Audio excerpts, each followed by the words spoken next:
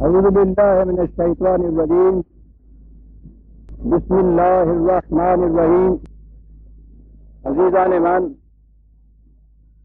آج مارچ 1969 کی 23 تاریخ ہے اور درس کا آغاز سورہ بقرہ کی آیت 177 سے شروع ہوتا ہے.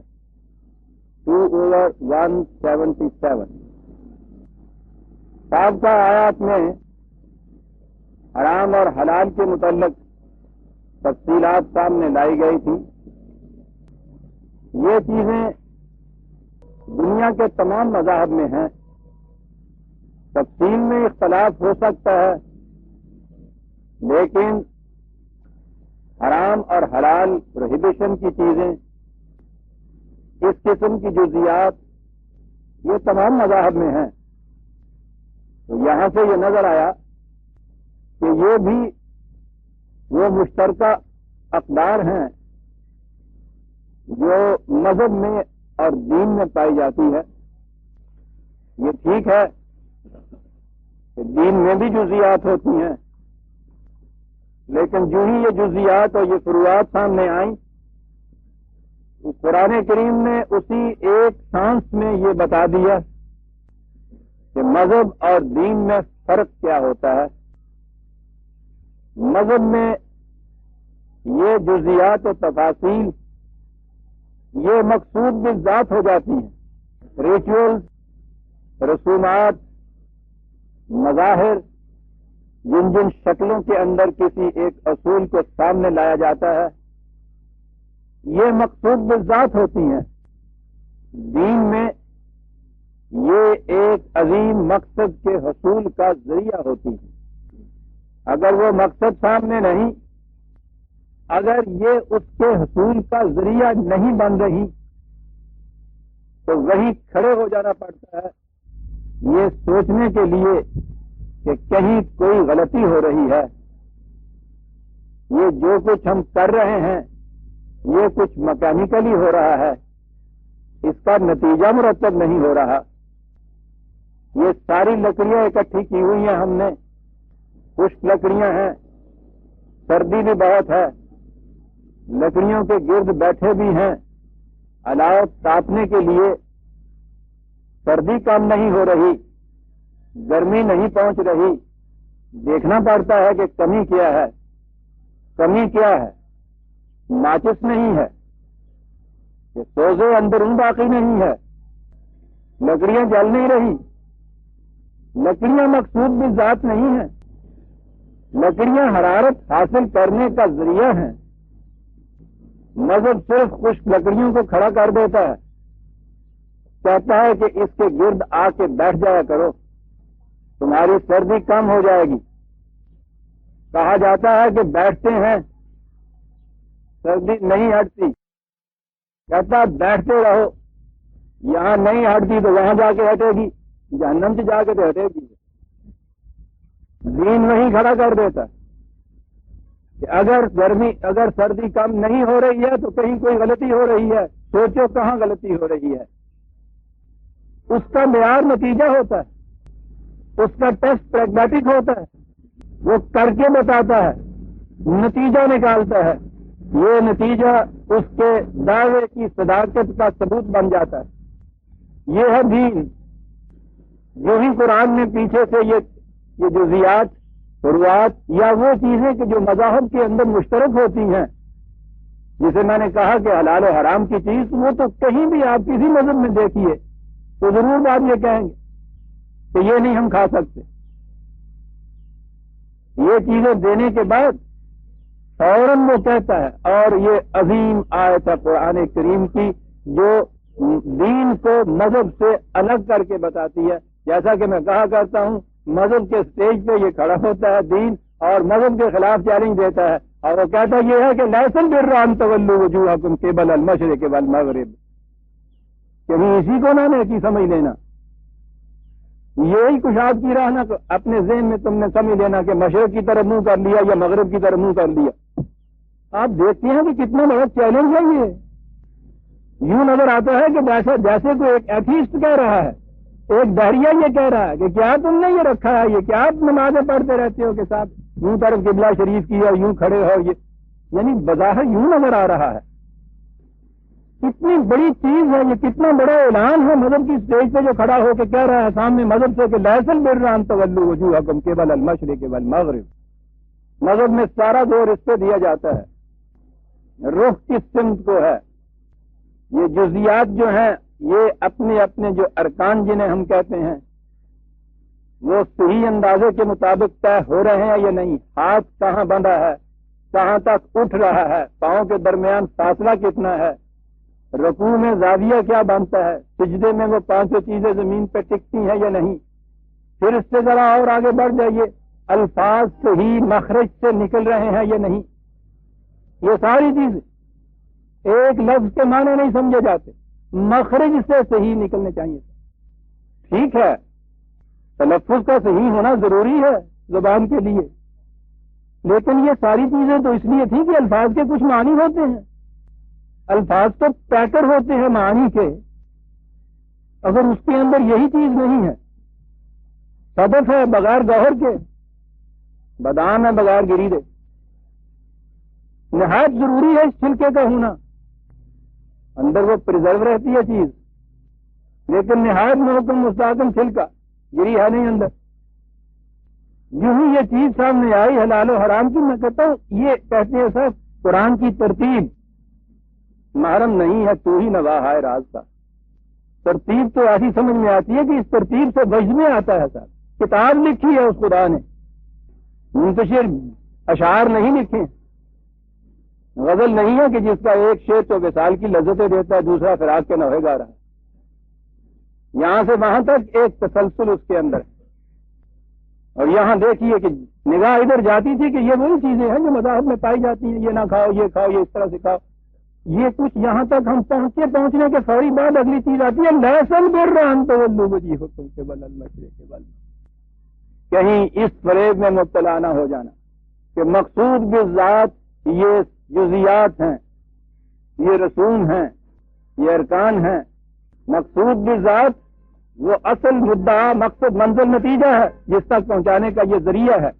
ٹکٹ نہایت ضروری ہے سفر کرنے والے کے لیے. ٹکٹ خرید کے گھر میں بیٹھ جائے، جیب میں اسے ڈال رہے، مکے نہیں پہنچ سکتے. یہ فرق کر دکھا دینا ذرائع اور مقصود میں. یہ ہے قرآن کا اعجاز. لیس البر ان تولوا وجوہکم قبل المشرق والمغرب. کشاد کی راہ یہ نہیں ہے. پھر بر کا لفظ جیسا میں نے کہا ہے آپ سے، دیکھیے کہ ہمارے ہاں تو ایک ہی لفظ ہے نیکی جسے ہم کہتے ہیں، اور پھر وہ نیکی کا مفہوم آپ کو معلوم ہے.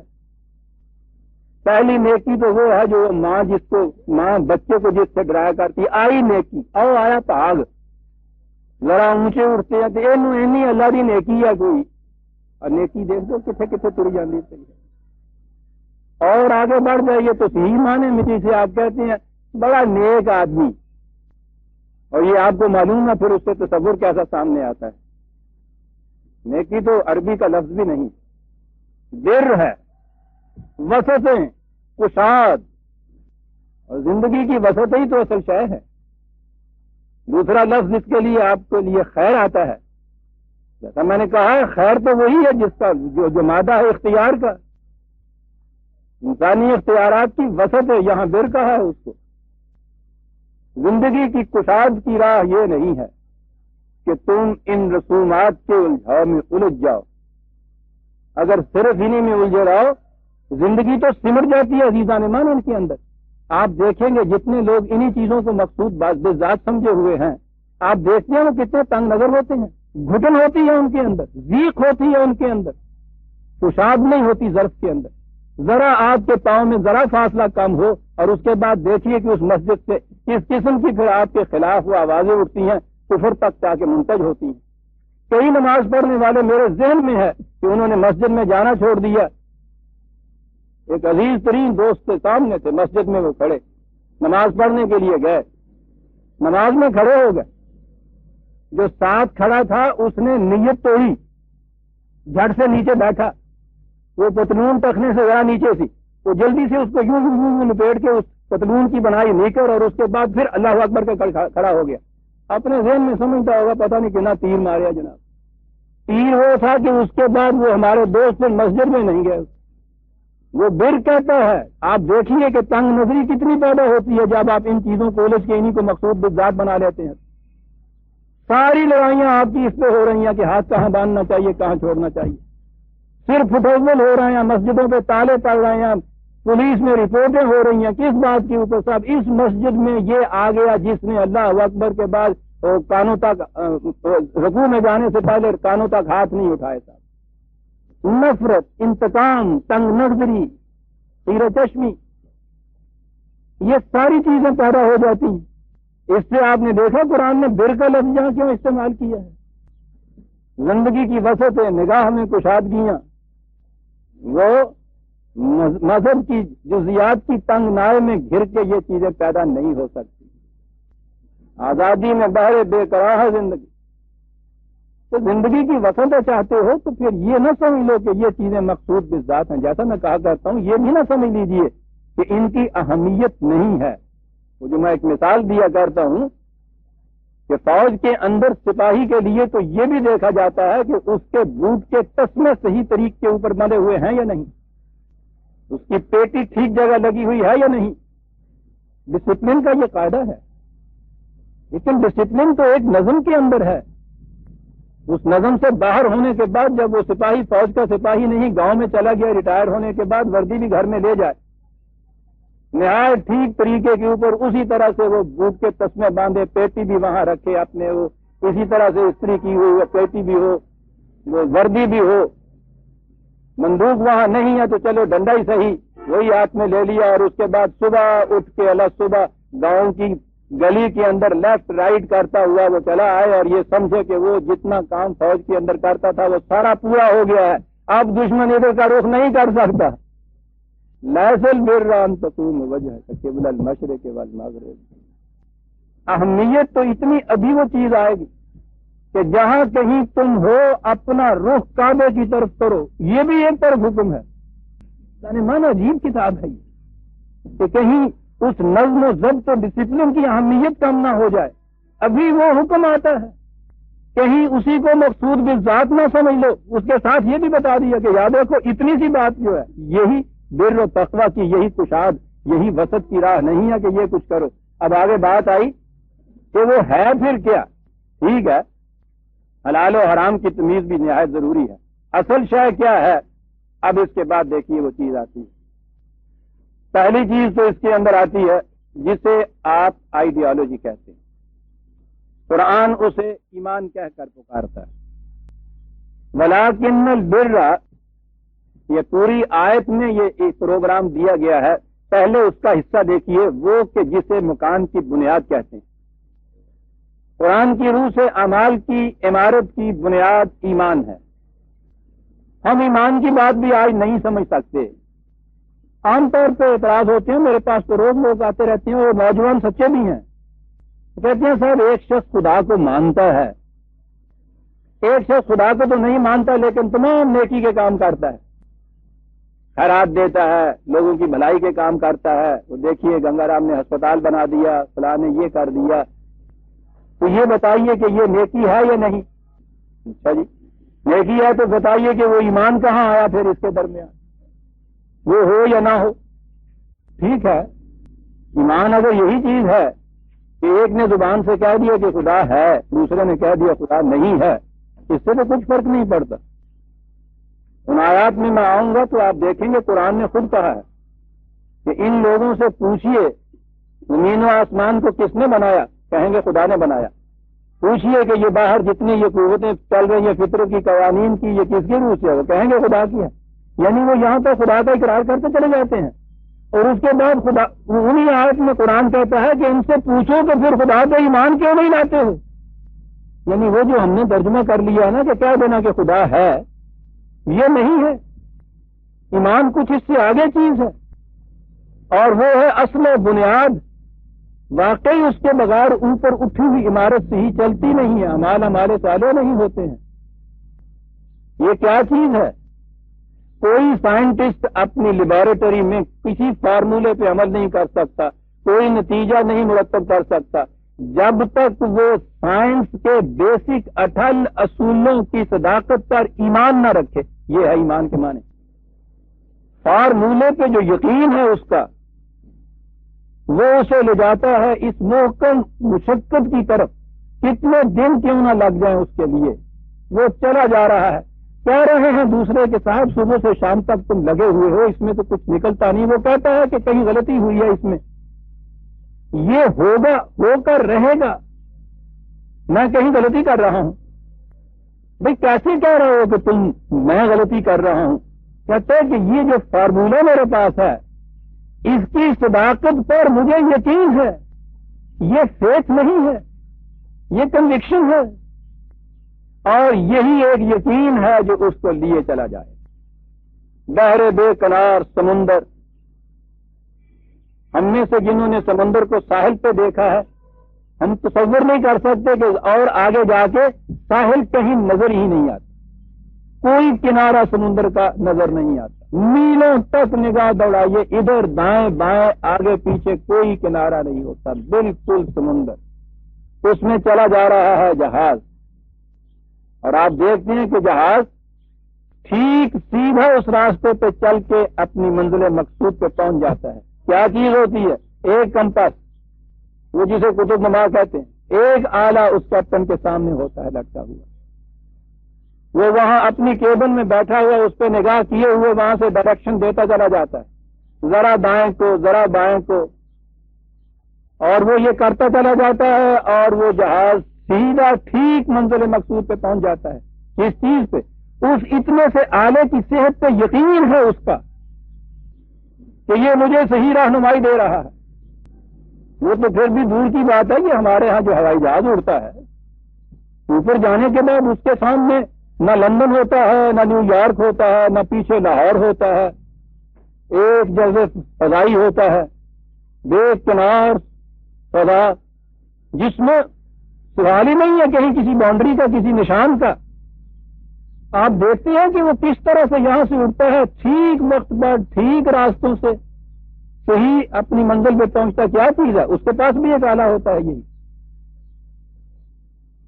اگر اسے اس آلے کی صحت کا یقین نہ رہے تو پھر آپ دیکھتے ہیں کہ اس کے بعد نہ انجن ضمانت نہ انجینئرنگ، ختم ہو جاتا ہے قصہ. یہ جو اپنے سامنے کے آلے کی صحت پر یقین ہے، اسے ایمان کہتے ہیں. کہ یہ صحیح رہنمائی مجھے دے گا منزل مقصود تک پہنچنے کے لیے، اسے ایمان کہتے ہیں. یہ آئیڈیالوجی ہوتی ہے.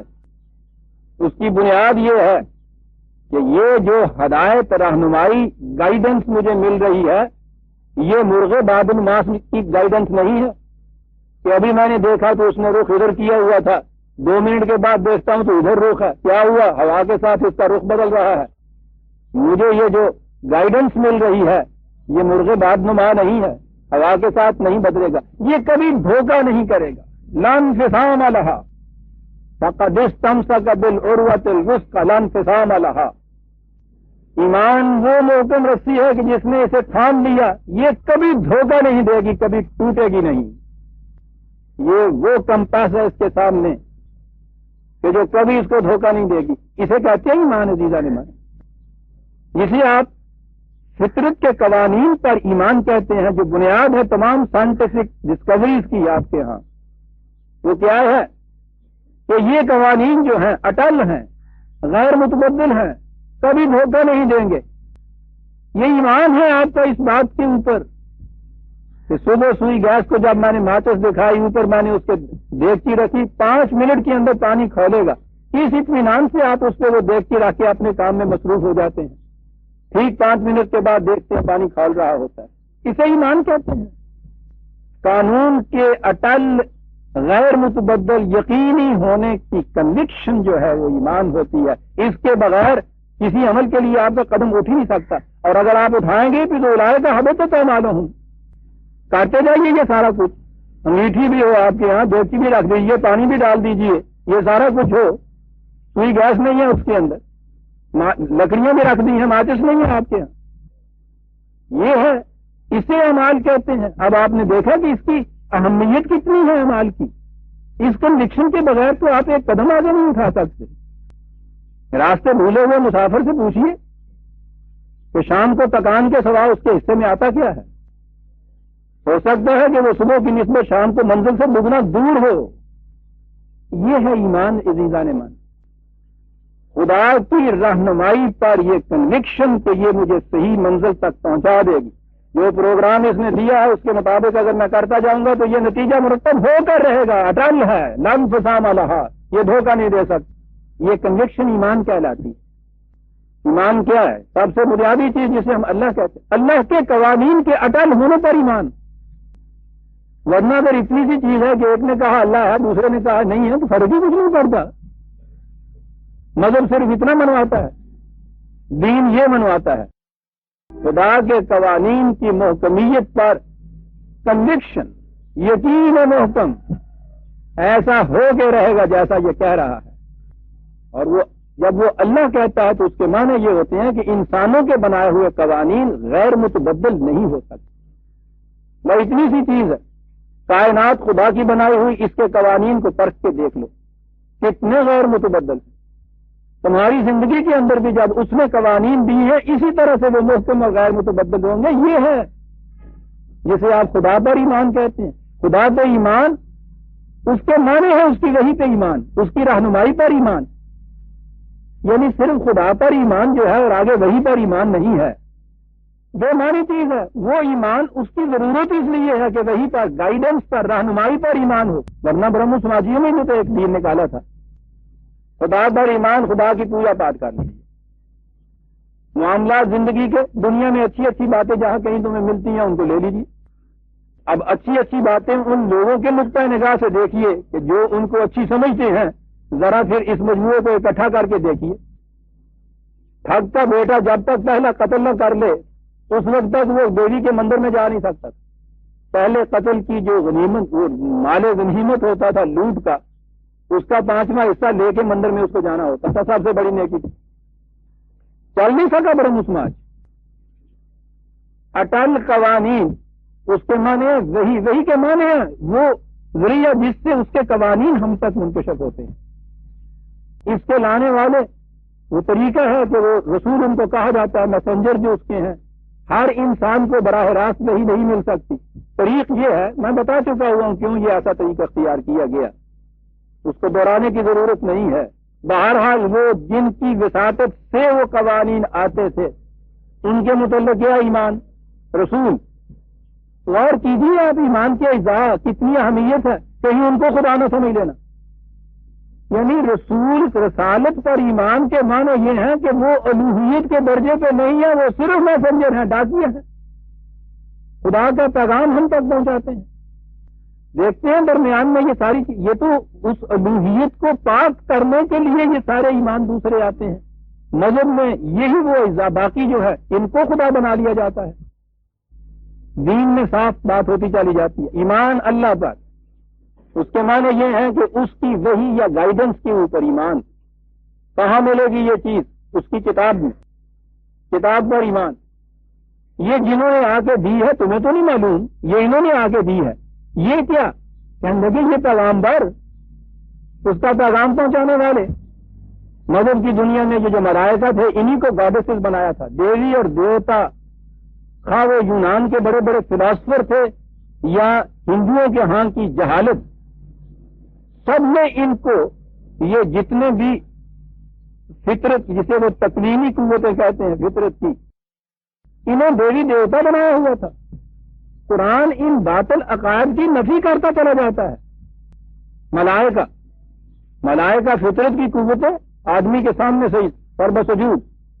عالم امر سے متعلق خدا کے پروگرام کو تکمیل تک پہنچانے کے ذرائع بس اس سے زیادہ نہیں ہے. ایمان صرف اسی چیز کے اوپر رہ جاتا ہے جسے آپ وہی یا خدا کی گائیڈنس کہتے ہیں. خدا پر ایمان صرف گائیڈنس کے لیے کہ اس نے اٹل قوانین دیے ہوئے ہیں. یہی ہے تعلق انسان کا اور خدا کا. کتاب کے اندر محفوظ کتاب کو لانے والا پیغامبر، باقی رہی یہ قوتیں جو اتنی بڑی بڑی محیط نظر آتی ہیں. خدا کے پروگرام کو بروئے کار لانے کے لیے خدا کی پیدا کردہ ہوا قوتیں. اور اگلی چیز، پہلی چیز قانون، اس کے بعد آخرت کے معنی اس کا نتیجہ، قانون کے نتیجے پر یقین، یہ ہے ماحصل سارا اس یقین کا، اس ایمان کا، یہ قانون، اس کا یہ نتیجہ نکل کے رہے گا، اسے آخرت کہتے ہیں۔ ہر عمل ایک متعین نتیجہ پیدا کر کے رہے گا، یہ ہے عزیزان من ایمان۔ اب سوچئے کہ اس کے بغیر عمل کی کوئی عمارت بھی استوار ہو سکتی؟ میں کہتا ہوں عمل کے لیے تیار ہی نہیں ہو سکتا انسان۔ اور پھر ایمان اگر غلط چیزوں کے اوپر ہے، کوشش کرتے چلے جائیے، ضائع ہو جائیں گی۔ ایمان صحیح قانون کے اوپر ہے، اتنی کوشش بلکہ اس سے بھی کم کوشش صحیح نتائج پیدا کر دے گی۔ یہ نتائج جو ہیں ان کو آخرت کہتے ہیں، آخر میں آنے والی چیز۔ یہ سارا عمل جو آپ کے ہاں کا ہوتا ہے وہ کہاں جا کے ختم ہوتا ہے، منتج کہاں ہوتا ہے؟ نتیجے پر۔ یہ آخری نتیجہ جو ہے اس عمل کا، اس پہ یقین، آخرت پر ایمان۔ اب یہ جو چیز ہے کہ وہ آخر نتیجہ کہاں نکلتا ہے، اس طبعی زندگی میں، اس دنیا کی زندگی میں نکلا تو اس کے بعد آگے چل کے نکلا تو زندگی مسلسل چلتی ہے۔ آخرت میں یہ چیز بھی آئی۔ آخرت تو آپ نے انجام کار عمل کے نتیجے کا نام لینا ہے، اس وقت وہ نکلتا ہے اس کا سوال ہی نہیں۔ یہ ہے آئیڈیالوجی، یہ ہے ایمان عزیزان من۔ اب سوچئے کہ عملی زندگی میں اس ایمان کی ضرورت پڑتی ہے یا نہیں؟ آپ ضرورت پڑتی کیا ہے؟ میں کہتا ہوں اس کے بغیر آپ ایک قدم نہیں اٹھا سکتے، چل ہی نہیں سکتے۔ اور اگر غلط قانون اور غلط ذریعے پہ ایمان ہو جائے، کمپاس آپ کی غلط ہو، اسے لے کے آپ اڑ جائیں، پھر اس کا نتیجہ سامنے ہے، وہ بھی آخرت۔ صحیح رہنمائی جو ہے اس کا نتیجہ آپ کے سامنے ہے، وہ بھی آخرت۔ غلط کمپاس کے ساتھ اڑنے کا آخری نتیجہ جہنم، صحیح کے ساتھ اڑنے کا آخری نتیجہ جنت۔ آپ دیکھتے ہیں کہ اس کا تو بات صاف واضح ہے، اس میں کسی منطق کی آنا، منہ شگافیوں کی ضرورت ہی نہیں پڑتی۔ عملی زندگی میں روز ہم یہ دیکھتے ہیں، ایمان کے بغیر آپ چل نہیں سکتے ایک قدم بھی۔ پھر ایمان غلط چیز پہ، ایمان صحیح چیز۔ یہ تو ہے جی وہ آئیڈیالوجی ایمان۔ لیس البر ان تولوا وجوہکم قبل المشرق والمغرب ولکن البر من آمن باللہ والیوم الآخر والملائکۃ والکتاب والنبیین۔ وہی پانچوں اجزاء آ گئے جو میں نے ابھی گنائے تھے، قرآن میں یہی پانچ ہیں۔ ان میں سے کسی ایک کا انکار کفر ہے۔ ان پر اس طرح ایمان جو میں نے عرض کیا، یوں ہی نہیں کہ جی مانتے ہیں، ہم خدا کو بھی مانتے ہیں، رسولوں کو بھی مانتے ہیں، نہ، قرآن کہتا ہے یہ بات نہیں۔ فَإِنْ آمَنُوا مِثْلَ مَا آمَنْتُمْ بِهِ فَقَدِ اهْتَدَوْا۔ اگر یہ خدا کو ماننے والے اس طرح خدا کو مانے جیسا ہم نے اس قرآن میں کہا ہے اور تم جیسا مانتے ہو، پھر سمجھو کہ وہ ایمان والے ہیں۔ ورنہ چند داڑھیوں کو چھوڑ کے ایمان تو ساری دنیا خدا پہ کہہ رہی ہے۔ سارا مغرب اپنے آپ کو بلیورز ان گاڈ کہتا ہے، اور اسی لیے آپ کو اکٹھا کرتا ہے نا اپنے حریف کے مقابلے میں اس پردے کے اندر، آؤ بلیورز ان گاڈ۔ وہ اچھے بلیورز ان، قرآن مانتا نہیں ہے بلیورز ان گاڈ، ان کو دھوکہ ہے یہ۔ ان کو میں نے کہا تو فوراً چٹکی لیے ایک چیز نے کہ کیا وہ ہمیں مانتا ہے؟ یہ جن کے اعمال کے یہ نتائج ہی نہیں نکل رہے ہیں، ان کو وہ بلیور کیسے تسلیم کر دے گا بھائی؟ یہ ایمان ہے۔ تو یہ تو ہوگی بنیاد۔ اس کے بعد آگے کیا چیز؟ ہمارے ہاں تو ایمان تو اتنا ہی ہوتا ہے، وہ جس کی شہادت اگلے دنوں ملی تھی، کسی نے پوچھا تھا کہ صاحب آپ کے مسلمان ہونے کا ثبوت کیا؟ انہوں نے کہا کہ میں نے شادیاں کی تھی 2۔ مطلب ان کے کہنے کا یہ تھا کہ بہرحال اس وقت تو میں نے کلمہ پڑھا تھا نا۔ تو ہمارے ہاں کا ایمان تو ہے وہ کلمہ، اور وہ بھی اس ماڈرن ایج سے پہلے کی بات ہے۔ اس دور میں تو آپ دیکھتے ہیں اب اس نکاح کے اندر کلمہ بھی نہیں پڑھاتے۔ بہرحال آخری مرحلے میں جا کے جب وہ کلمہ کسی کام نہیں آتا، مرتے وقت پڑھاتے ہیں ضرور۔ تو ایمان تو ہمارے ہاں رہ گیا یہ۔ اس کے اوپر آگے ارکان اسلام، ارکان پلرز کو کہتے ہیں، ستون کھڑے ہوئے۔ اب آپ سوچ لیجئے، فرض کر لیجئے بنیاد بھی ٹھیک تھی اور اس کے اوپر آپ نے کھڑے کر دیے پلر، تو پھر عمارت بن گئی۔ بارش سے بھی آپ کو حفاظت مل گئی، گرمی سردی سے بھی مل گئی، چوروں سے بھی آپ محفوظ ہو گئے۔ کیوں کہ جی پان تھا مجھے کھڑے کر دیتے میں۔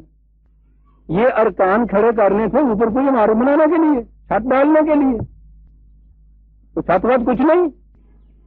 یہاں نہ بنیاد ہے اس کی جسے ایمان آپ کہتے ہیں، اس کا پتہ نہیں کہ یہ ہے کیا بات جو ایمان کہتے ہیں، اس کے اوپر جو آپ کھڑے کرتے ہیں وہ صرف رکن ارکان کھڑے کرتے ہیں پھر نہ عزیزم، لیس البر، یہ محض رسوم کی پابندیاں، ریچولز کی پابندیاں، کوئی کشاد کی راہ نہیں۔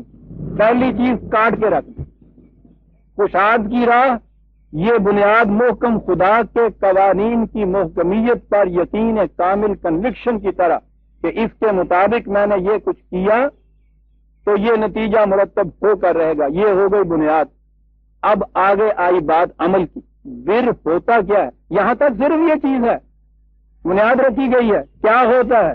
آت المال علی حبہ، بڑا ٹیسٹ، بر اس کے لیے ہے، کشاد اس کے لیے ہے جو مال کی اس قدر کشش کے باوجود اسے دے دیتا ہے۔ آپ کہیں گے اس کے لیے اتنے بڑے پہلے وہ جو بنیاد بنائی گئی، ایمان بنایا گیا، یہ اس کی ضرورت کیا ہے؟ اس کی ضرورت سمجھ میں ابھی آ جاتی ہے۔ مال لے لینا، اپنے پاس جمع کر لینا، حاصل کر لینا، جیب میں رکھ لینا، گھر میں رکھ لینا، اس کا نتیجہ تو آپ کو پتا ہے نا، ہر شخص جانتا ہے کتنا روپیہ میرے پاس ہے، اس سے میں مکان بنا لوں گا، زمین خرید لوں گا، موٹر آ جائے گی، یہ کچھ لوں گا، وہ یہ معلوم ہے نا آپ کو۔ مال کے لینے کے نتائج کا تو آپ کو پتا ہے، مال کے دے دینے کے نتائج کیا ہے اس کا کیا پتا ہے آپ؟ وہ تو کسی سے پوچھیے کہ وہ کہے گا کہ صاحب یہ تو بیوقوفی ہے۔ مال لے لینے کے بعد کیا حاصل ہوگا اس کے لیے نہ وحی کی ضرورت ہے، نہ کسی رسول کے بتانے کی ضرورت ہے، نہ کتاب پر ایمان کی ضرورت ہے، نہ خدا پر ایمان کی ضرورت ہے۔ ہر شخص جانتا ہے جس کی مٹھی میں پیسہ آ جاتا ہے کہ اس پیسے سے کیا کرنا ہے۔ یہاں خدا کی ضرورت نہیں پڑتی، یہاں ایمان کی ضرورت نہیں پڑتی، یہاں آگے پڑتی ہے کہ جہاں آپ نے جو اپنے پاس ہے دوسرے کو دیا، سارے دنیا کیا کی پاگل ہو گیا۔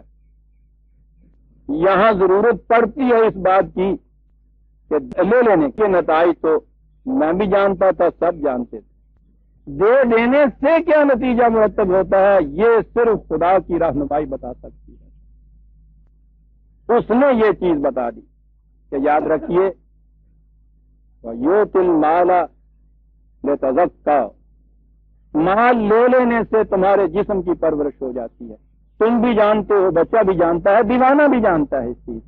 مال دے دینے سے تمہاری ذات کی نشو و نما ہوتی ہے، اسے تم نہیں سمجھ سکتے تھے جب تک ہم نہ بتاتے تم۔ پڑ گئی ضرورت وہی کی عزیزان من۔ روٹی کھا لینے سے کیا ہوتا ہے ڈاکٹر بتا دے گا، مشینیں بتا دیں گی، سائنٹسٹ بتا دے گا، جسم کا نتیجہ بتا دے گا۔ نہ خدا کو ماننے کی ضرورت ہے، نہ کسی رسول پہ ایمان لانے کی ضرورت ہے۔ اس کے دے دینے سے کیا ہوا؟ ساری دنیا کہے گی مال ہاتھ سے جاتا رہا، لیکن اس کے بعد کچھ ملا مجھے، سائنٹسٹ نہیں بتا سکتا، ڈاکٹر نہیں بتا سکتا، آپ کا جسم نہیں بتا سکتا، کبھی قوانین نہیں بتا سکتے دینے سے کیا ملا۔ اس کے لیے یہ وہی قانون بتا سکتا تھا کہ جو جسم سے ماورا کسی چیز سے متعلق ہو اسے انسان کی ذات کہا جاتا ہے، جس میں جسم کے ڈس انٹیگریٹ ہونے کے بعد بھی آگے چلنا ہے اور باقی رہنا ہے۔ معلوم ہوا ایمان کی ضرورت کیا ہے؟ یہ خالی خدا کو مان لینے والا کہ ہاں عرش پہ بیٹھا ہوا ہے، اس میں تو یہ بات نہیں آتی۔ خدا کے اس قانون پر ایمان کہ لے لینے سے تو ذرا وقتی فائدہ ہوتا ہے، تبھی فائدہ ہے، کتنا زیادہ سے زیادہ اٹھا لو گے فائدہ، کتنے دن تک کے لیے، لیکن دے دینے سے اس کے وہ شے کہ جو موت سے بھی نہیں مرتی اور آگے چلتی ہے، اس سے اس کی پرورش ہو جائے گی۔ یہ ہے ایمان عزیزان من۔ اس لیے پہلے یہ بات کہی، اس ایمان کے بعد ورنہ باقی دنیا میں خدا کا نام ماننے والا بھی کہتے ہیں خراب دے دیتا ہے، یہ کچھ کر دیتا ہے۔ اس نے پہلے بنیاد بنانے کے بعد یہ کہا وَآتَ الْمَالَ عَلَىٰ حُبِّهِ، دیتا ہے وہ عَلَىٰ حُبِّهِ۔ یہ بڑی عجیب چیز کہ اس گائیڈ، اس رہنمائی جو ہے اس کو بیچ میں سے چھوڑ دیجئے، دنیا کا ہر قاعدہ قانون، ہر ناصح مشفق یہی بتائے گا مال کی بڑی کشش ہے، اور ہر شخص جانتا ہے۔ صاحب پاگل جو ہے وہ بھی اپنے ہاتھ میں پیسہ لے کے نہیں چھوڑتا، اس کی تو عَلَىٰ حُبِّهِ کیا بات کہی ہے کہ یہ جو حب ہے اس کی کشش ہے، اس کے لیے تمہیں کسی آسمانی رہنمائی کی ضرورت نہیں تھی۔ یہ تو تم جانتے ہو، سب جانتے ہیں، بچہ جانتا ہے جس کے ہاتھ میں پیسہ مل جائے کہ پیسہ ملنے سے کیا ہوتا ہے، ٹافی ملتی ہے، غبارہ ملتا ہے، بچہ جانتا ہے۔ نہ خدا پہ ایمان کی ضرورت تھی، نہ وحی پہ ایمان کی ضرورت، اللہ حب ہی، اس کی کشش جو ہے وہ تم خود جانتے ہو، ہر انسان جانتا ہے، اس کی کشش کے علی رغم اس کو دوسرے کو دے دینا جو ہے، یہ کوئی اور قانون تبھی نہیں بتا سکتا کہ اس سے کیا ملتا ہے، اس کے لیے خدا کی وحی پر ایمان کی ضرورت ہے۔ اللہ حب ہی، یہی وہ چیز ہے۔ قرآن سارا آپ دیکھیں گے انفاق انفاق انفاق، تبھی قوانین آپ کے ہاں کے جمع جمع جمع، سمیٹنا، لیتے چلے جانا۔ قرآن نے کہا ہے کہ ان کی روش زندگی جمع اعمال و عد، جمع کرتا ہے اور پھر روز بینک بیلنس دیکھتا ہے کتنا ہو گیا، جمع کا اوڑا تھیلی میں ڈالتا ہے اور اوپر کس کے باندھتا ہے اس کو۔ یہ کسی وحی کی ضرورت نہیں اس کے لیے، اللہ حب ہی، ٹھیک ہے۔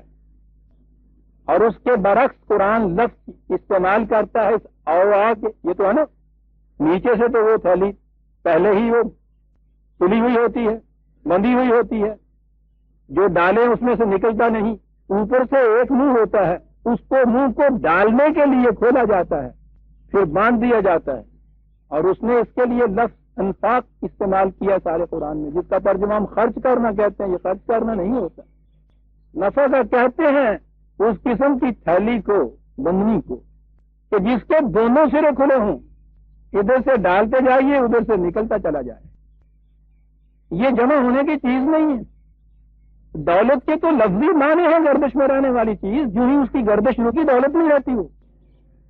البتہ اس نے اس کی گردش کے لیے ایک قانون دے دیا، پہلا دولتن بین الاغنیاء منکم، گردش تو کرے لیکن اوپر کے طور میں نہ گردش کرتی رہے۔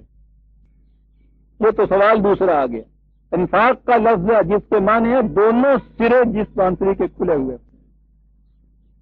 اب یہاں جمع و اوعا نہیں ہے، جمع و عددہ نہیں ہے، حاصل کرنا نہایت ضروری تاکہ یہ دوسروں کی ضروریات کے لیے آگے کھلے راستے چلتی رہے۔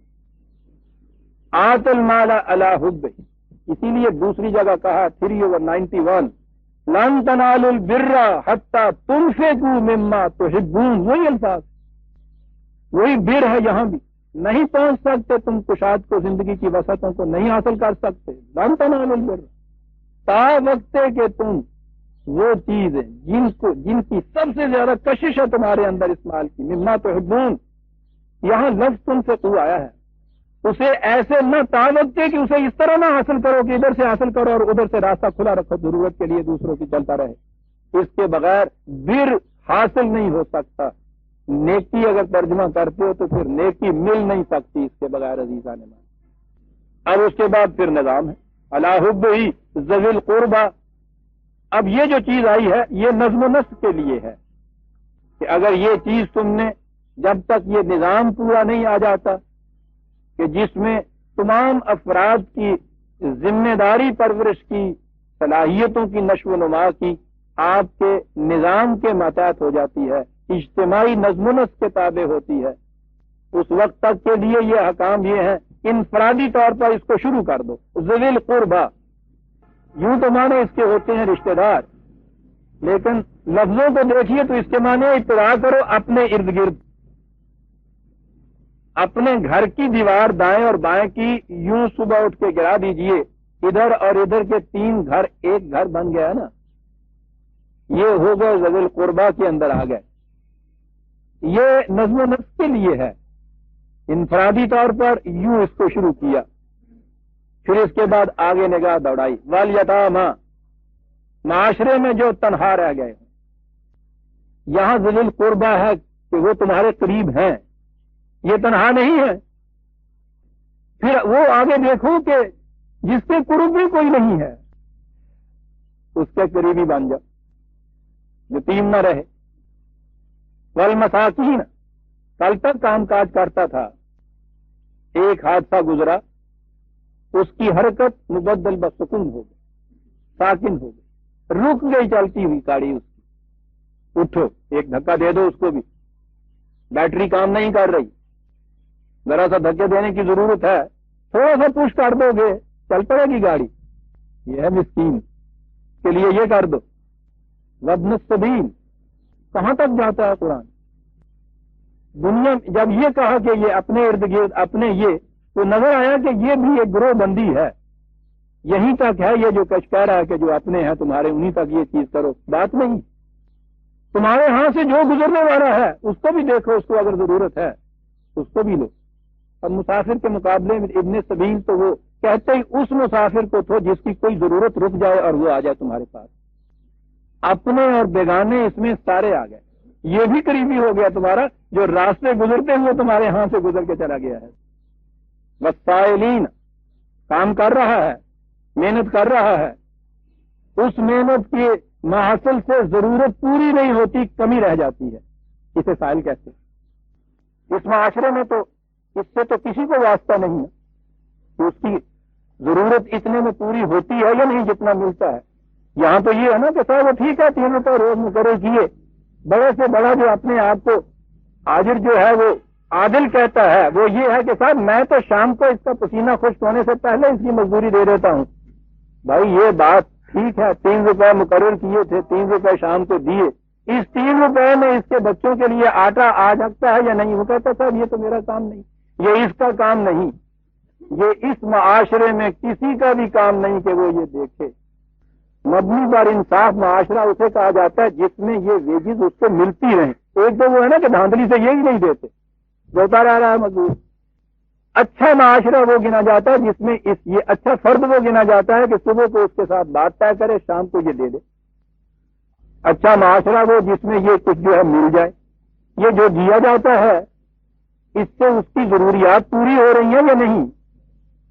آج کے کسی معاشرے نے یہ بات اپنے ذمہ نہیں لی. یہ قرآن نے پہلے بات یہ بات بتائی. یہ سائل کے معنی ہمارے ہاں تو بیکاری ہو گیا ہے نا، سوال کرنے والا. یہ بنیادی معنی اس کے نہیں ہے. اس کے معنی ہے کہ جس کی ضرورت پوری نہ ہوتی رہو، احتیاج باقی رہ جائے. جس نے بر حاصل کرنی ہے اس کا فریضہ یہ ہو جاتا ہے یہ دیکھے کہ جو میں نے اس سے مقرر کیا تھا وہ میں نے دیا. قرآن نے کہا ہے کہ تمہارے اوپر ان اللہ یامرکم بالعدل، ایک تو یہ ہے عدل، یہ کر دیا تم نے، مقرر کیا وہ دے دیا. کہا اس کے بعد یہ دیکھنے کی بات ہے کہ اس سے کوئی کمی تو نہیں رہتی. عدل والاحسان، کمی پوری کرو. عدل کے بعد جو سائل رہ جاتا ہے، ضرورت اس کی ابھی باقی رہ جاتی ہے، یہ بھی فریضہ ہے معاشرے کا کہ پورا کرے انسان. سائلین و پھر رقاؤ، کیا بات ہے. بنیادی چیز ہے انسانیت کی آزادی. یہ ہے بنیاد آپ کے دین، شرف انسانیت کا احترام. اب یہ ضروریات طبی جو تھی یہ تو پوری ہوئی، لیکن اس کے بعد نگاہ اٹھا کے دیکھو کہ کوئی اس حالت میں تو نہیں ہے کہ دوسرا شخص اس کی احتیاج سے فائدہ اٹھا کے اس کو محکوم اپنا بنائے ہوئے ہے. جہاں جہاں یہ صورت ہے تمہارے اوپر فریضہ ہے کہ اپنا مال اس مقصد کے لیے حاصل کرو، تو اس کی گردن کو آزاد کرا لو اس کی محتاجی سے. یہ تھی وہ چیز جس کے لیے باتیں ہو رہی ہیں کہ صاحب اسلام کی جنگیں مدافعت کے لیے تھی یا اگریشن کے لیے تھی، ڈیفینسو تھی یا آفینسو تھی، سوال ہی نہیں ہے. وہ تو نبی اکرم صلی اللہ علیہ وسلم کا مکتوب گرامی کا ایک فکرہ بات ساری واضح کر دیتا ہے. ایران کے کسرا کو جو لکھا اس میں کہا یہ کہ تمہارے ہاں کے کاشتکاروں کے اوپر تمہارے ذمہ دار اتنے ظلم کر رہے ہیں اور کوئی وہاں نہیں ہے کہ ان کو ان کے مظالم سے چھڑا دے. میں تمہیں وارن کرنا چاہتا ہوں، اگر ان ذمہ داروں نے اب اس ظلم و تشدد سے ہاتھ نہ روکا ان کے جرائم کا بار تمہاری گردن کے اوپر ہوگا اور اس کے لیے ہمیں آنا پڑے گا. اب آپ فیصلہ کر لیجئے کہ یہ ڈیفینسو ہے یا آفینسو ہے. قرآن کہتا ہے مدینے میں جب سیٹلڈ ہو گئی چیز، کوئی مخالف نہ رہا، اس وقت ان سے کہہ رہا ہے کہ بڑے اطمینان سے تم بیٹھ گئے کہ ہاں صاحب ٹھیک ہے ہم محفوظ ہو گئے، اب کوئی ڈر نہیں. کیا تم ان کمزوروں کی چیخ پکار کو نہیں سن رہے جو کہہ رہے ہیں کہ اے خدا ہمیں اس بستی سے ظالموں کے ہاتھوں سے نجات دے، بھیج کوئی اپنی طرف سے ہمارا والی، بھیج کوئی اپنی طرف سے ہمارا حمایتی. ان سے وہ کہہ رہا ہے سن نہیں رہے ہیں، وہ ہمیں پکار رہے ہیں خدا کو. یہاں سے بات یہ بھی آج واضح ہو گئی ویسے اس کے لیے کیا مشکل تھا؟ وہ ایک ذرا سا جھنجھنا ہی دینا ہے نا، ایک زلزلے کا جھٹکا نہ، انجن میں مارن نہیں، وہ پورا مکے کا مکہ گرم ہو جاتا۔ لیکن نہیں، خدا کہتا ہے تم سن نہیں رہے، وہ ہمیں پکار رہے ہیں، اٹھتے کیوں نہیں ہو؟ اس واسطے کہ یہ اللہ کے سپاہی ہیں۔ جب کوئی مظلوم کسی مملکت کو پکارتا ہے، وہ مملکت کا ہیڈ آف دی اسٹیٹ نہیں پہنچا کہتا وہ ہے کہ تو فوج کو پوچھا کرتا ہے کہ اٹھتے کیوں نہیں، اسے بھیجا کرتا ہے۔ وہ مومن خدا کا سپاہی ہوتا ہے، جو خدا کو پکارتا ہے مدد کے لیے، خدا کے سپاہی کا فریضہ ہو جاتا ہے کہ اس کی مدد کے لیے پہنچے۔ یہ جب جہاد کی بات آئے گی تو عرض کروں گا یہ بات کیا ہوتی ہے۔ وہ جو ہمارے یہاں یہ ہے کہ یہ پہنچنے کے بعد بھی وہ خدا ہی کیا کرتا ہے، کہیں آندھی چلا دیتا ہے، کہیں وہ مٹھی مارتے ہیں صاحب، اس پہ وہ اندھے ہو جاتے ہیں، کہیں ان کو غرق کر دیتے ہیں۔ خدا یہ کہہ رہا ہے کہ سنتے نہیں ہو، وہ مجھے پکار رہے ہیں، بیٹھے کیوں ہوئے؟ یہ تو بنی اسرائیل والے کہا کرتے ہیں کہ فوجا بنتا ہوا ربوں کا پاس، وہ کہا کرتے ہیں کہ تمہیں پکارتے ہیں تم جاؤ، واجہ تین مار دینے جان اسی رہی ہے، کھان پین میں پاک پڑی تون بنا جمع لے اڑتے کیوں نہیں ہے؟ تم وہی جانا۔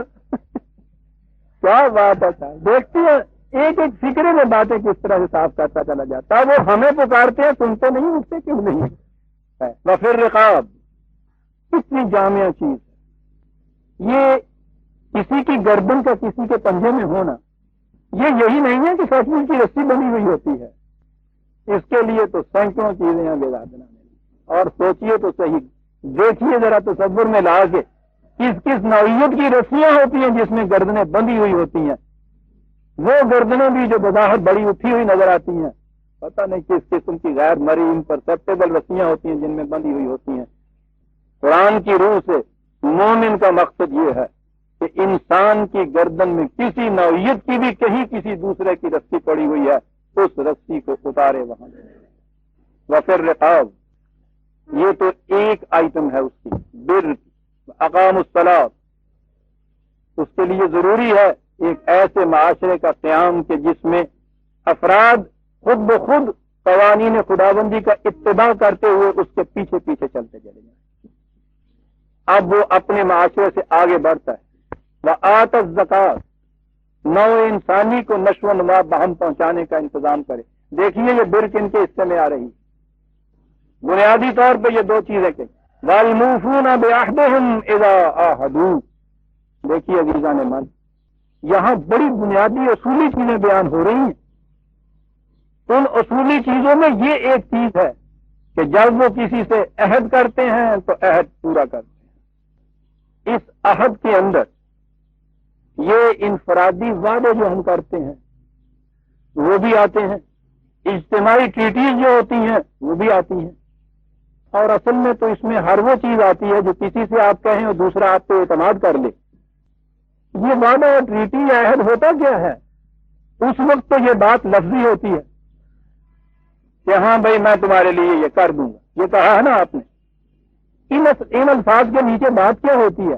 اس کو اس کا اعتماد اور بھروسہ ہو جاتا ہے کہ بھائی یہ میرا کام تو ہو گیا، اس نے اپنے ذمہ لے لیا۔ یہ ہے جو اعتماد آپ کے پاس ہو جاتا ہے، ٹرسٹ ہوتا ہے اس کا۔ اور اگر یہ پورا نہیں ہوتا پھر آپ دیکھتے ہیں کہ اس کے بعد دھچکا کیا لگتا ہے۔ اسی لیے اس کو یہ جو اس انداز کا عہد دینا ہے اسے امانت کہا جاتا ہے، اور امانت تو امن سے ہے۔ جسے آپ یہ عہد دیتے ہیں وہ اس اپنی مشکل کے معاملے میں امن میں ہو جاتا ہے، اور اس کے مقابلے میں جو چیز ہے امانت کو توڑنے میں، اس کے لیے خیانت کا لفظ ہے۔ تو پتہ ہے کہ عرب کہاں یوز کرتے تھے؟ اب تو ہمارے ہاں وہ کنویں نہیں ہوتے یہاں، اگلی نسل نے تو نہ کہ وہ کنویں دیکھیں ان دسیے پانی کی ہوں ہے پتہ نہیں لگا، ان کا میں لج کی ہوں ہے کہے گا ترجمہ کرے گا۔ وہ کنواں جس پہ وہ چرخی ہوتی تھی، اس میں پھر وہ رسی ہوتی تھی، پھر وہ نیچے ایک ڈول ہوتا تھا۔ ترجمے کرنا پیا نہیں تو دھوکہ کہاں پھیر جاؤ گے، کی ہوں ان سے دھوکہ ہوں کہ نہیں بھرا ہوا ڈول یا وہ دھوکہ پانی کا، اوپر سے آپ اسے کھینچ رہے ہیں، زمین کی کشش اسے نیچے لے جا رہی ہے، آپ اس پہ زور دے کے اوپر لا رہے ہیں، ایک کشمکش ہو رہی ہے۔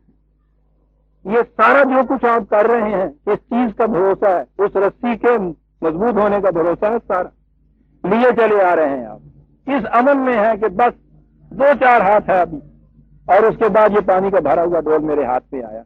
کس قدر یقین ہوتا ہے، کس قدر ٹرسٹ ہوتا ہے اس کے اوپر، اور اگر عین درمیان میں آ کے بھرا ہوا ڈول جو ہے اور آپ اطمینان سے کھینچ رہے ہیں، درمیان میں سے وہ اگر ٹوٹ جائے تو بساؤ کا تو اوپر والا جو ہے یہ کنویں میں گر جاتا ہے۔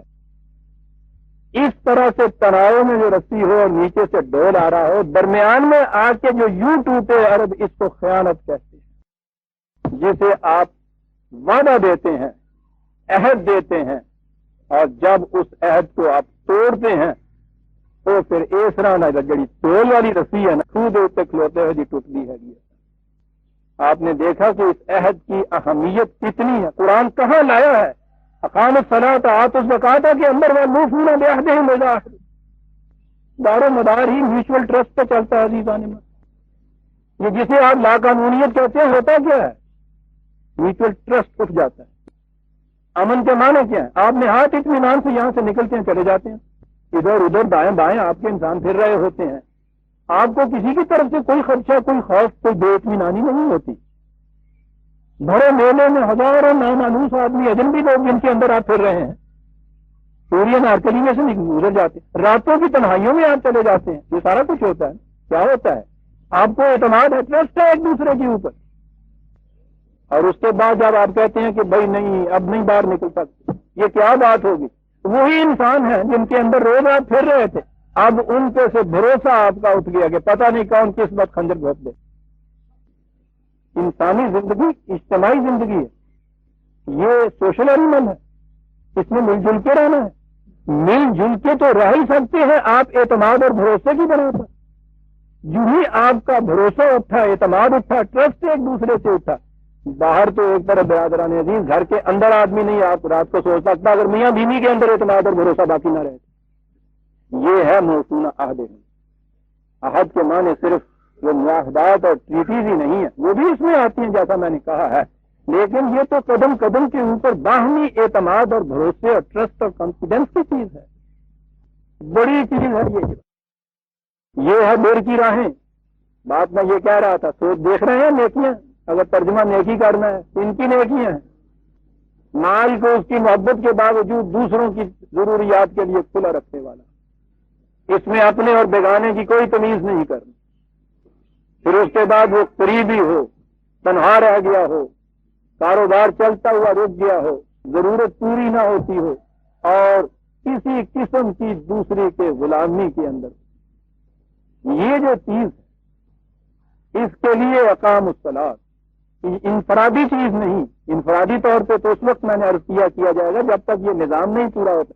کہا کہ یہ چیز انفرادی خیرات تک نہ رکھنا اپنے ذہن، تو یہ چیز فردن فردن کرتے رہے، معاملہ پورا ہوگا۔ اصل مقصد تو ہے اقام الصلاۃ و آتوا الزکوٰۃ، اس ایسے معاشرے کا قیام کہ جس میں ان قوانین کا اتباع خود بخود ہوتا چلا جائے، اور مقصد اس کا ہو نو انسانی کو سمانت نشو و نما دیتے چلے جانا۔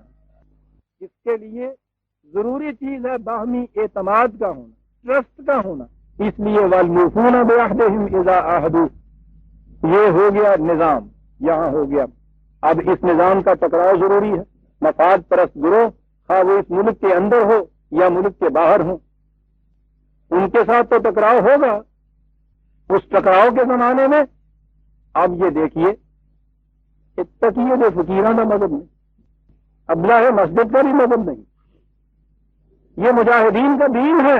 یہاں اس ٹکراؤ میں جو صورت پیدا ہونی ہے، اسی کے ساتھ یہ کہا وَالصَّابِرِينَ فِي الْبَأْسَاءِ وَالضَّرَّاءِ وَحِينَ الْبَأْسِ، ہلکے پیمانے کے اوپر کوئی حادثہ آتا ہے، کوئی واقعہ گزرتا ہے، کوئی مصیبت آتی ہے، کوئی مشکل پیش آتی ہے، قحط پڑتا ہے، سیلاب آتا ہے، اس میں ہمت ہار کے بھاگ نہیں اٹھتے۔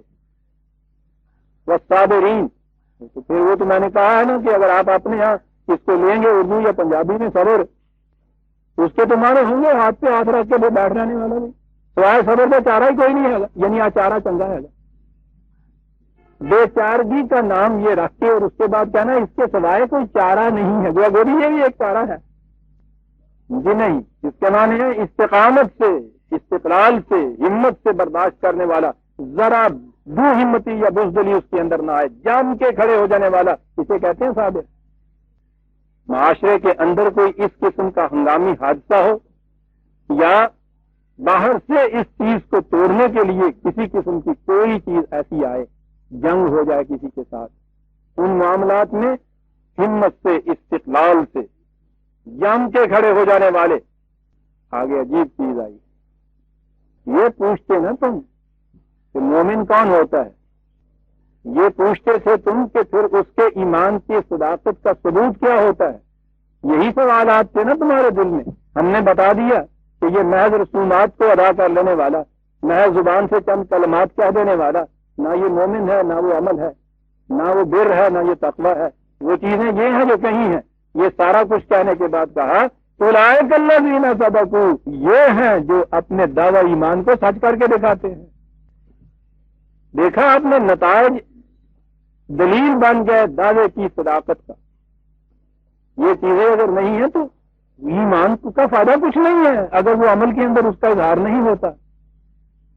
ہزار فارمولے آپ کو یاد ہو، ڈاکٹر کو لاکھوں نسخے اخبار ہوں، کسی مریض کو نہ دے، مریض اس کو برت کے نہ دیکھے، اس کا نتیجہ نہ نکلے، تو فائدہ کیا ہے اس کا؟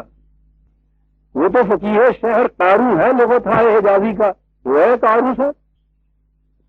اولئک الذین صدقوا، سوال تمہارے یہاں پیدا ہوتا تھا، سب سے بڑی چیز یہی ہے نا، متقی کون ہوتا ہے؟ واولئک ھم المتقون، یہ ہیں جو قوانین خدابندی کی نگہداشت کرنے کے دعوے دار تھے۔ یہ کچھ کر کے دکھاؤ۔ اب یہ چیز آئی، لیس البر ان تولوا وجوہکم قبل المشرق والمغرب۔ یوں ہی اپنے آپ کو دھوکہ دے کے نہ بیٹھ جاؤ کہ ہم نے ان تمام جزیات اور رسومات کی ایک ایک تفصیل کو ٹھیک ٹھیک اندازے اور قاعدے کے مطابق ہم نے یہ درست کر دیا، اور اس کے بعد اسے کہا گیا کہ ہاں جناب تمہاری نماز ہو گئی۔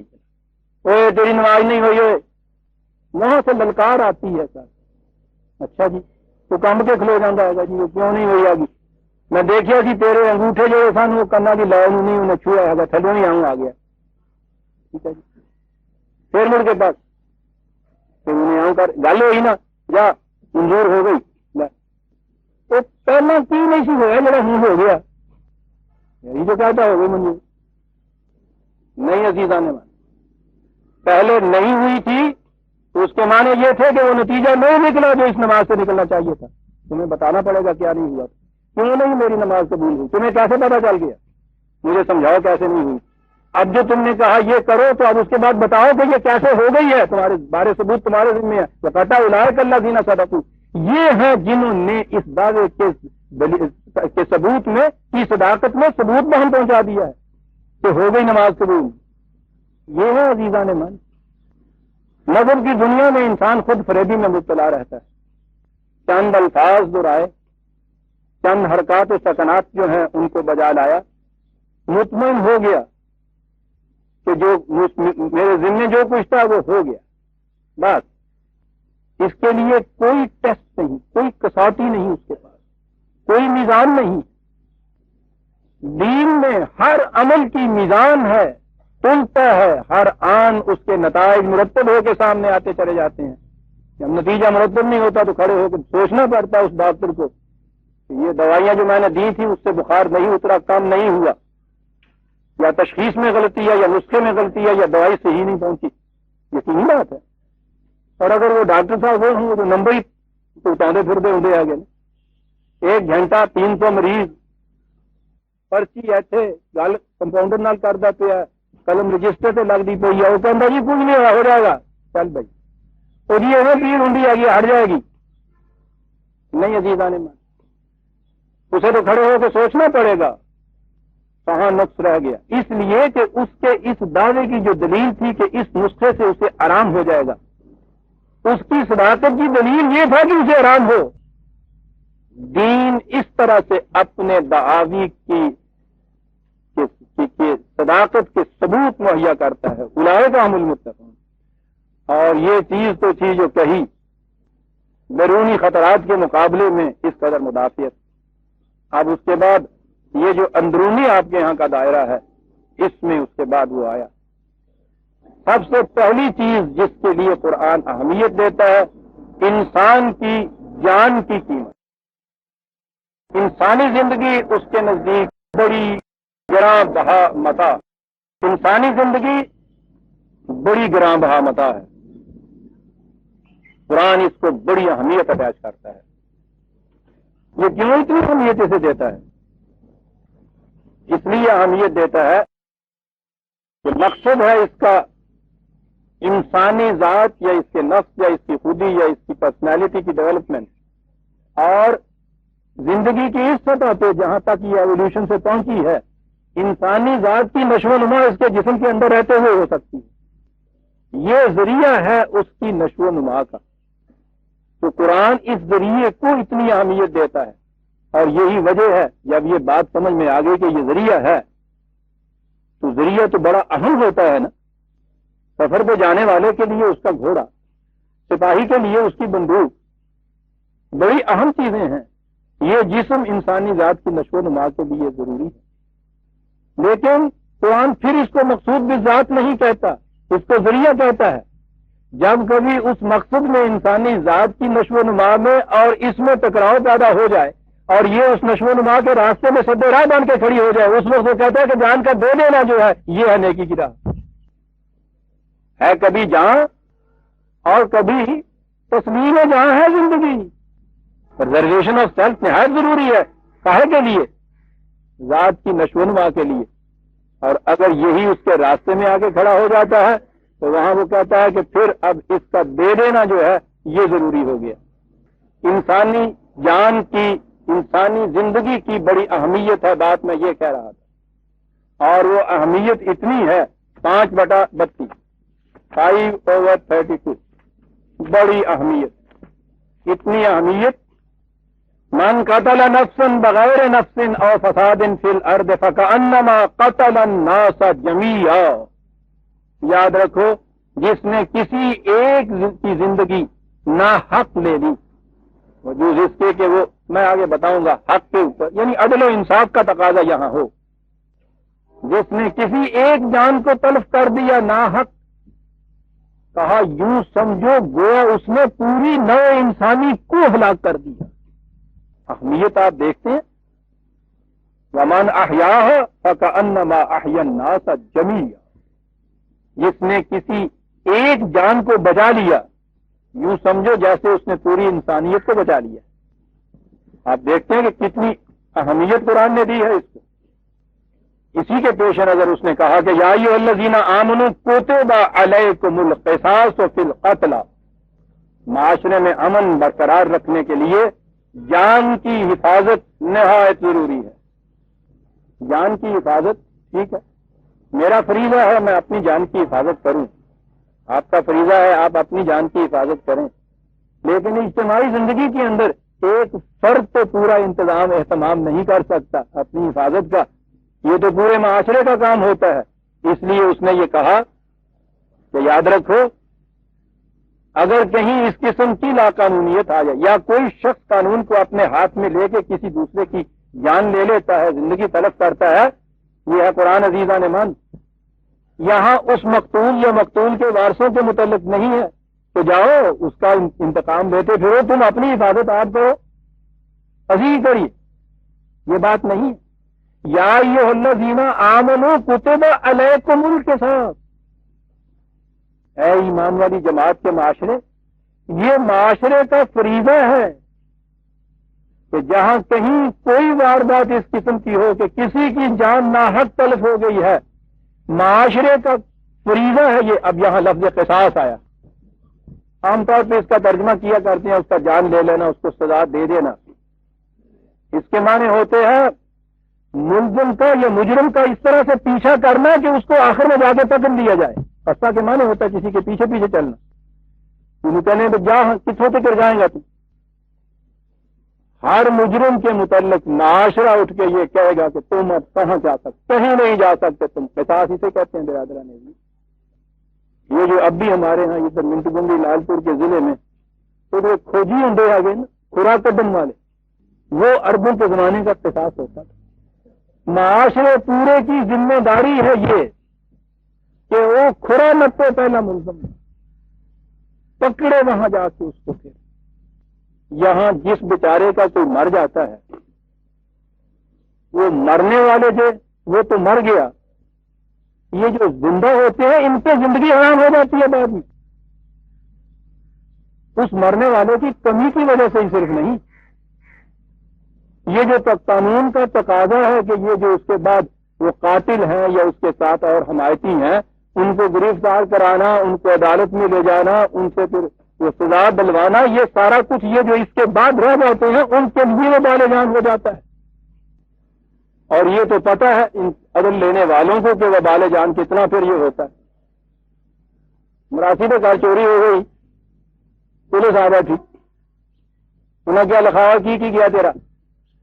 انہیں کیا جی ایک میرا جلا گیا، لکھ لیا انہیں تو جی ایک کے تھے ایک دیو کی پہ بھی لے گیا کوئی، وہ بھی لکھ لیا انہیں، ایک کہتے چھوٹا جا سلوک کا جی سی وہ بھی لے لیا لکھ لیا، کہنے لگا جی اور لکھو، ایک میری پرات گئی، کہنے لگی پرات تو سامنے پی ہوئی ہے، کہنے لگا جی وہ پہلے گئی سن ہوں چلی جانی ہے، ایک بار سے نہیں فرض لکھ ہی لاؤ تھی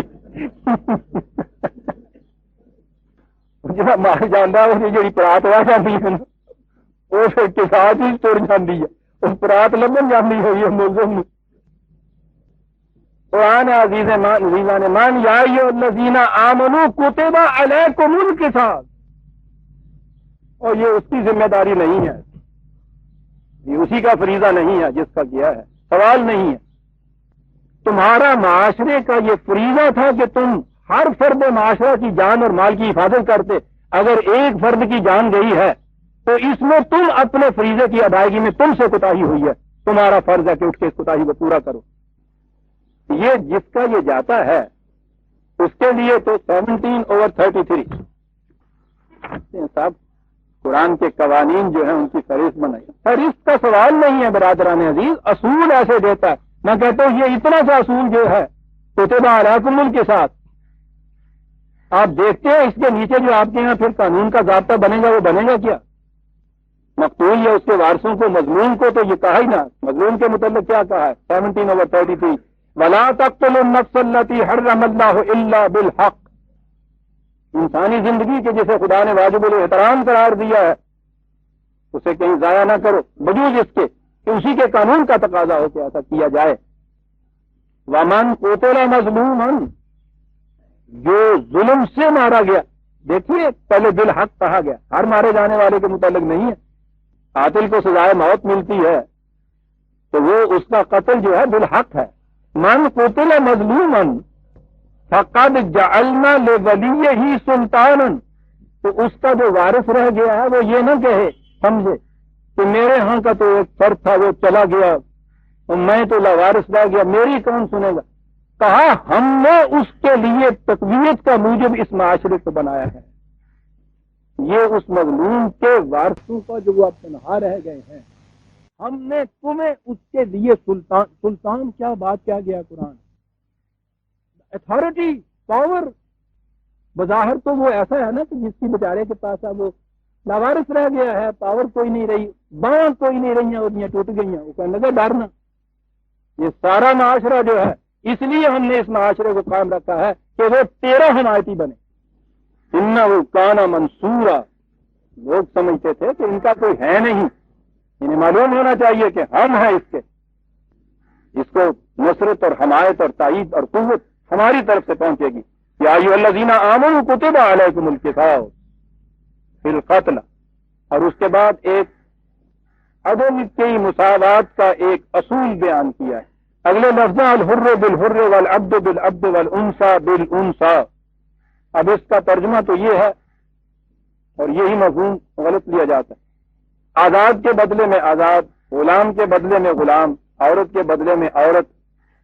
اب اتنا سا ہی ترجمہ اگر دے دیا جائے تو اس کے معنی یہ ہو گئے کہ اگر کسی غلام نے کسی آزاد کو مار دیا ہے تو یہاں الحر بالحر، آزاد کو اگر مارا گیا ہے تو کسی آزاد کو مارنا ہوگا، تو وہ غلام نہیں چھڑ دے تو کوئی آزاد لبو، وہ آزاد لبو، غلام کے الحر بالحر، کسی غلام کو کسی آزاد نے مار دیا ہے تو وہ جو آزاد مجرم ہے اسے آپ کچھ نہیں کہہ سکتے، کوئی غلام تلاش کرو، العبد بالعبد.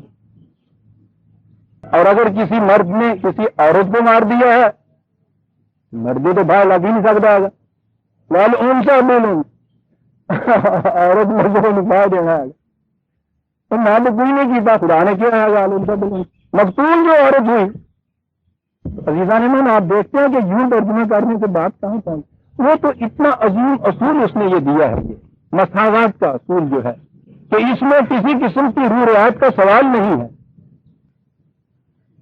تو وہ جو گاؤں کا بڑا چودھری ہے، وہ روز جس کی جی چاہے ڈاکہ ڈلوائے، جس کو جی چاہے قتل کروا دے، اس کے بعد اگر کہیں آئے بھی اپنے نوکروں کے 2 بندے گاں کر چڑے، کوئی گل نہیں، روز ہوتا ہے یہ سوال. وہ یہ ہے بات کہ یہ بات نہ کوئی ہو جائے تمہارے ہاں معاشرے کے اندر کہ یوں رعایت ہونی شروع ہو جائے، یا جو بیچارے معاشرے کے اندر اس قسم کے کوئی غلام، کوئی کاشتکار مزارع آپ کے، کوئی ملازم آپ کے، ان کو رکھا ہی آپ نے اس لیے ہے کہ جو کچھ آپ کرواتے رہیں اندر انہوں نے بلاتے رہو. روز یہ ہوتا ہے ہمارے یہاں. یہ ہے وہ چیز جو یہاں اصولاً بیان کی ہے، کوئی رعایت نہیں ہے. چودھری بھی اگر آزاد جو ہے حر جس کو کہا ہے، وہ تو بہت بڑی چیز ان کے یہاں ہوتی تھی. قاتل اگر وہ ہے تو وہی ہے جس کو سزا ملے گی. یہ نہیں کہ اس کے بدلے میں تم اس کے نوکروں کو پکڑ لو یا وہ بھی اپنے مزاروں کو بھیج دو. یہ سوال نہیں ہے. کسی کے بدلے میں کوئی دوسرا نہیں پکڑا جائے گا. لا تزر وازرا وزرا اخرى، کوئی بوجھ اٹھانے والا کسی دوسرے کا بوجھ نہیں اٹھائے گا. عدل کا یہ تقاضا ہے، یہ کیا جائے گا. یا آگے فمن عفی له من اخیہ شیء فاتباع بالمعروف واداء الیہ باحسان. ترجمہ اس کا یہ ہے کہ جس کو اس کا بھائی یعنی مقتول کے وارثوں میں سے کوئی جس کو کچھ معاف کر دے تو وہ ٹھیک ہے، وہ اس کے ادا کرے اور اس کی کمی کو پورا کرے. قرآن کے اتنے ٹکڑے سے ہمارے ہاں ایک ایسا غلط قانون بن گیا ہوا ہے جسے دیوت یا خون بہا کا قانون کہتے ہیں شریعت میں. وہ یہ ہے کہ قتل کسی قسم کا ہو، وہ جو مقتول کے وارث ہوتے ہیں ان کو اجازت ہے کہ وہ اس قاتل سے کچھ خون بہا لے کر اس کو معاف کر دیں. آپ دیکھیے کہ یہ چیز معاشرے میں کتنے بڑے فتنے کا موجب بن جاتی ہے اور بنتی ہے. بھائی بھائی کا دشمن، وہ اپنے کسی ایک سے کہلوا کے اس کو کرا دیتا ہے قتل. اب اس قتل مقتول جو ہے اس کا وارث یہ بھائی، اب اس بھائی کو اجازت دے دی جاتی ہے کہ وہ اس قاتل سے کچھ لے کے اس کو معاف کر دے. 100 روپیے میں سودا کر لیا، پلے 100 روپیہ دے کے اپنے کو لے لیا، یہ معاف ہو گیا. تو جنہوں قتل کروانا سی غلط بات جناب. آپ دیکھیے یہ چیز، مقبول کے وارث کو یہ حق ہے کہ وہ قاتل کے ساتھ براہ راست معاملہ کر کے اور اس سے کوئی پیسے لے لے اور یہ معاملہ ختم ہو گیا. آپ دیکھیے کہ پھر ہوگا کیا، کتنی بڑی انارکی قتل کے معاملے میں پھیل جائے گی. خدا کا قانون یہ ہو سکتا ہے. دیکھیے قرآن کہاں کہتا ہے یہ بات. اور یہی چیز ہے جس کو نظر انداز کیا ہے ہمارے قانون بنانے والوں نے. وہ رہا ہے دیت جسے کہتے ہیں، کہاں ہے 4/92 وما كان لمؤمن ان يقتل مؤمنا الا خطأ. اس نے کہا ہے کہ قتل کی 2 قسمیں ہیں، جرم کی 2 قسمیں ہیں. ایک یہ ہے قتل عمد، ارادتاً کسی کو قتل کرنا. ایک یہ ہے قتل خطا، قتل کرنے کا ارادہ نہیں ہے، وہ کسی طرح سے خطا کے طور پر غلطی سے سہون ایسی بات ہو گئی ہے جس سے اگلا قتل ہو گیا. یوں ہی اتفاقاً بندوق چل گئی، یہ قتل خطا ہے. قرآن نے دونوں قسم کے قتل کے اندر خود یہ وَمَن يَقْتُلُ مُؤْمِنًا مُتَعَمِّدًا، اگلی آیت یہ دیکھیے متعمدًا اور وہاں خطاً ہے.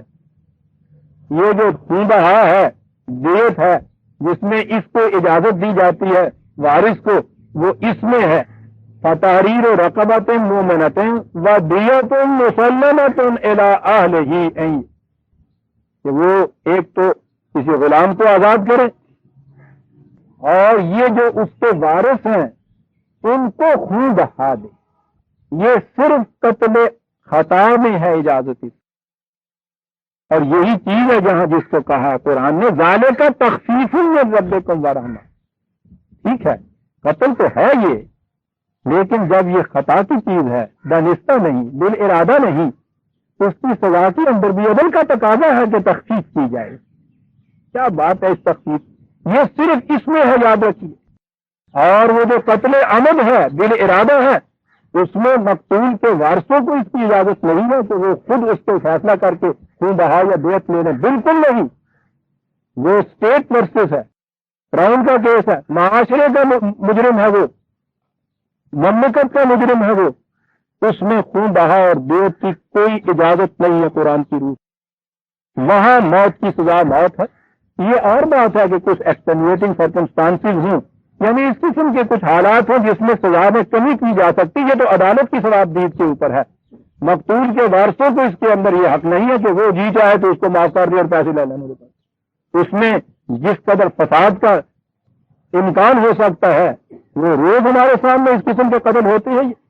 اس ایک غلط قانون میں کہ ہر قسم کے قتل میں اجازت دے دی جاتی ہے کہ مقتول کے وارث قاتل سے سودا کر کے خون بہا لے لیں. یہاں تو یہ چیزیں پتہ نہیں چلتی، گاؤں کی زندگی میں یہ چیزیں معلوم ہوتی ہیں کہ کیا کرایا جاتا ہے جائیداد کے ورثہ کے لیے. ایک ہی اس کا مالک ہوتا ہے، اس کے مرنے کے بعد وہ ادھر یہاں آ رہی ہوتی ہے، تیسرے دن قتل کرا دیا جاتا ہے. مقتول سے یہی اس کا وارث ہوتا ہے، اس سے وہ سودا کر. تو یاد رکھیے یہ دو چیزیں جو ہیں، قتل بالعمد کی سزا موت ہے، اسی کو کہا ہے قتل بالحق.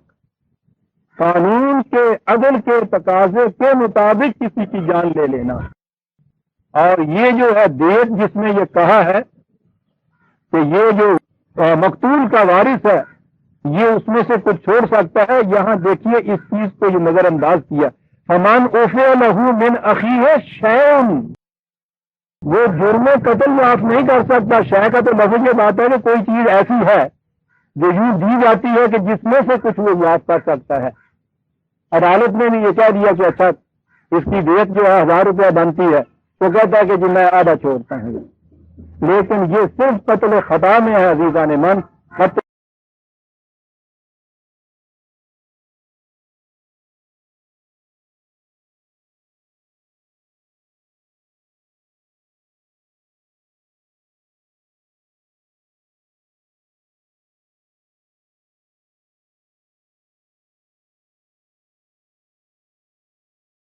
قتل عمد کے اندر مقتول کے وارثوں کو کوئی اجازت نہیں.